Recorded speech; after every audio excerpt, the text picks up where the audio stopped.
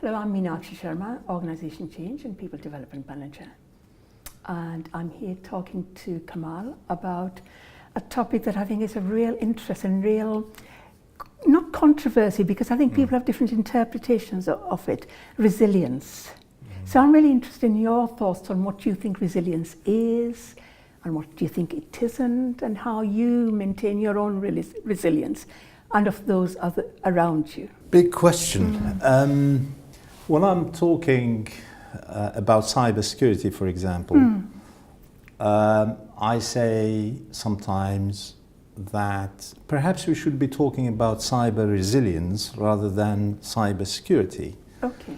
And in many ways, what we mean by resilience in that context can apply to what we mean by resilience in working environments and in any environments, the human resilience.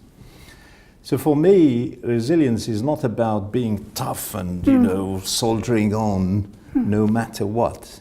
I think being resilient is coping with adversity, difficulty, challenges, and coming out of those challenges in a way that not only is positive, etc., but it can add value to your environment. And if you do it continuously and it becomes a habit rather than just a one-off thing, I think for me that's being resilient.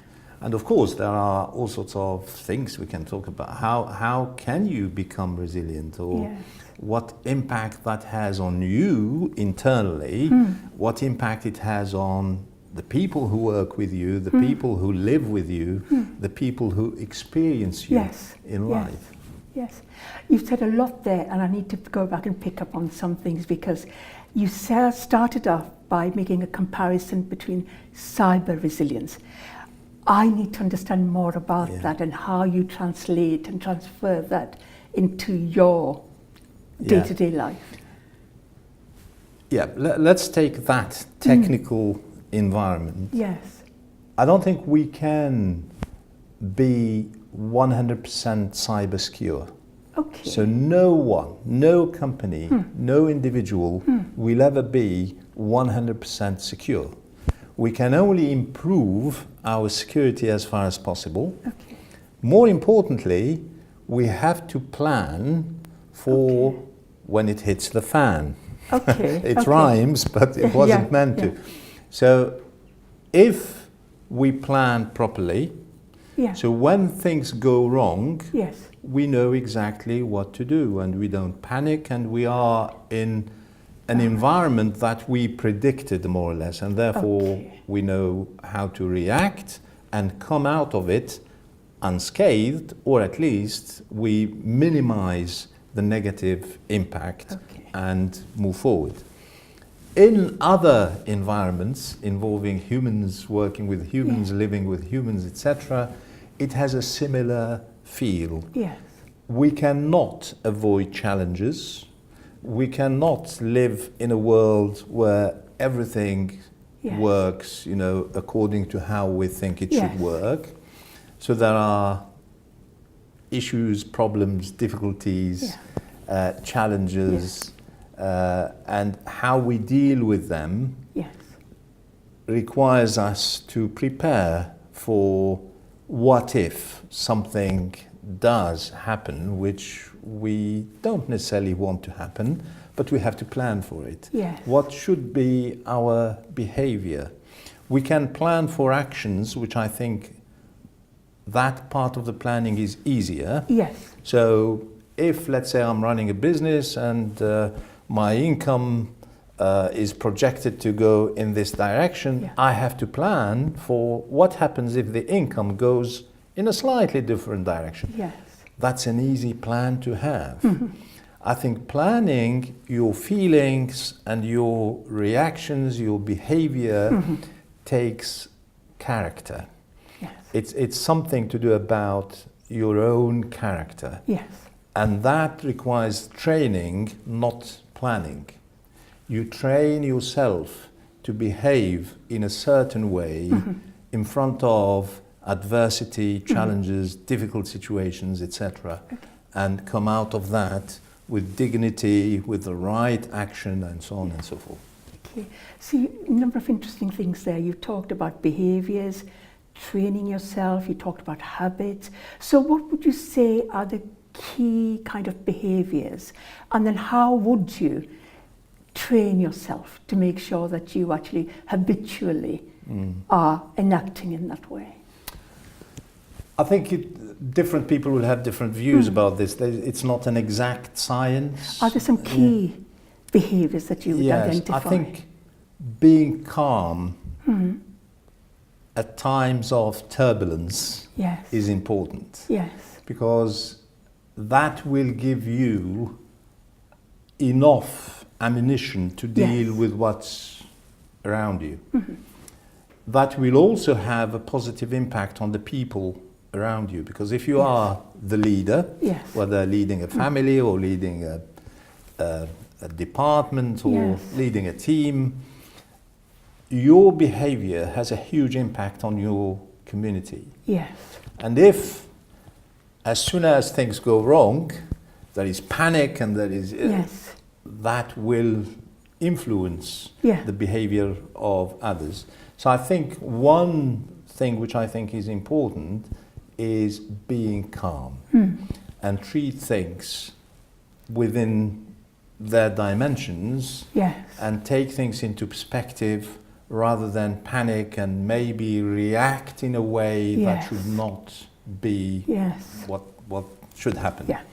So how do you train yourself to be calm and, you know, when things go wrong? I think one thing that helps me a lot is to think about things not in isolation. Okay. Things are connected to so many other matters around us, and having that holistic view combined with, let's look at this major problem we are facing today, and we think the world is going to collapse because of what's happening in front of us now. What will happen to this in 6 weeks' time? How will I look back at this in a year's time? Would it have the same importance as it has now? Or perhaps, because of all the influences and all the inputs we're getting to and the signals, we feel this is major and it's going, well, the whole thing is going to collapse. Actually, most things we worry about today will be insignificant in 6 weeks' time. I'm not suggesting we should have a nonchalance, a laissez-faire, because that you're just storing problems for tomorrow. I think it's having that balanced view whereby you look at something and it needs looking after, it needs dealing with, but it's not as important as we might think, because in the scheme of things, this is manageable. That way of looking at things internally doesn't create turbulence. Because there is no point in showing, you know, a facade of being calm and dealing with the issues when internally there is a huge turbulence. Because again, you may be dealing with the problem at hand, you're not doing yourself favors, particularly in terms of health and well-being, etc. I think you need to look at both together. As well as training yourself in this way, I think the way I deal with it, I give myself me time to relax, to, you know, give myself a pat on the back, space to think about things, being kind to myself in my little corner. Because when I am in my environment working with my team, I have to think about the team. I have to think about members of the team and how they move forward given this position. And how they remain resilient today and tomorrow. So I need time for myself, Yes. whether it's an hour a day, an hour a week. Yes. And my children laugh at me when I go, I'm going upstairs for a nap. Okay. It's a free thing, you know, a nap, Yeah. half an hour on Saturday is a brilliant thing to do. Yes. It's, you know, Yes. and those tiny little things can Yes. help us, you know, in terms of well-being, personal Yes. well-being, and then recharge the battery and face the world again. Yes. There's a lot of richness in what you've said. You've said a number of things, which is about, I'm hearing you say, you need to remain focused. You need to allow your time to reflect. You need to give yourself time to nourish yourself. And you need to be able to develop that in your team and those around you. I think that's what I've heard you say in all that. I think that's a fair summary. Yes. And how do you nurture that in your team and in other people? I think training in general happens in two ways. I saw my peers, my leaders Yes. behave in certain ways. Yes. And there are many situations where I thought, wow, that's impressive. I'd like to be like that. Yes. You know? So the example is a good way of instilling that Yeah. into people around you. Yes. But I think the conversations we have on the Yes. side, Yes. those are very useful as well. And, you know, people talk to us about their problems, their Yes. issues, their difficulties, and you can say, well, grow up, come on, this isn't Yeah. anyone. Yeah. That's just, why are you worrying about it? Yeah. That's not how you instill resilience. Is about really trying to understand that person from their point of view, where they are coming from, and then work with them. It's not Yes. a one-day event. Yes. It's a continuous process of talking, you know, not hand-holding, but just being that, I don't want to use the word coach, but that critical friend Yes. who cares. Yes. And in working environments, unfortunately, we've gone a little bit mad Yeah. about the bottom line. Yes. And we forget about that caring bit. Yes. Because before we are employees or Yes. deans or vice chancellors, we are human beings. Yes. And when we care about each other, that will be transferred. Yes.